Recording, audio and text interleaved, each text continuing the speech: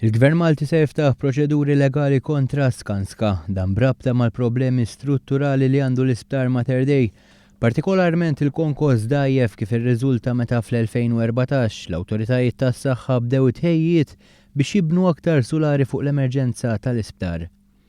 F'konferenza tal-aħbarijiet il-Ministru tas-Saħħa Chris Fearn qal il-Gvern Malti jemmen il-Konsorzju Żvediż irid jerfa' r-responsabbiltà u jħallas ta' dan ix-xogħol inferjuri. Ir-rimarka kif f'każ ta' terremot partijiet mill-isptar ma jkunux jistgħu jiffunzjonaw u spjega li kif diġà rriżulta fl-emerġenza ma jistgħux jinbnew iktar sulari. Bl-Avukat Ġenerali bil-qeda ħdejh il-Ministru Fearn għamilha ċara li l-Gvern irid valur għal flus il-poplu Malti.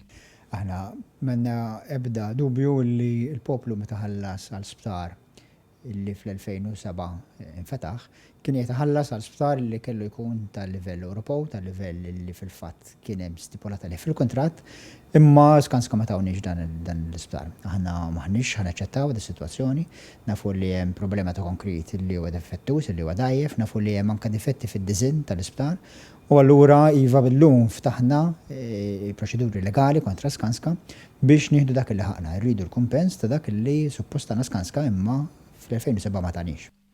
Issa li nata bidu għal proċess legali, il-Ministru qal li l-pass li jmissu għal il-kapijiet eżekuttivi ta' Skanska u l-Foundation of Medical Services jiltaqgħu biex jippruvaw jaslu fi qbil.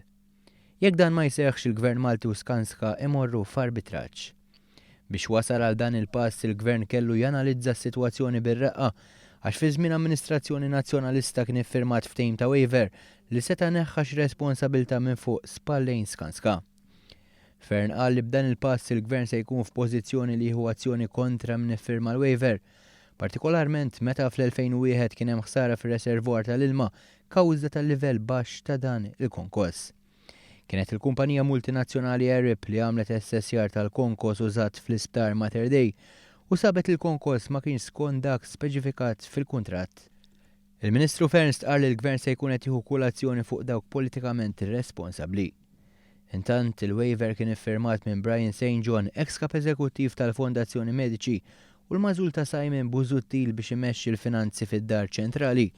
Tant li fil-jum li ħarġet din l-aħbar, Busuttil ħatru Chief Corporate and Business Strategy biex fi kliem il-kap nazzjonalista ikompli ħejja l-elezzjoni ġenerali.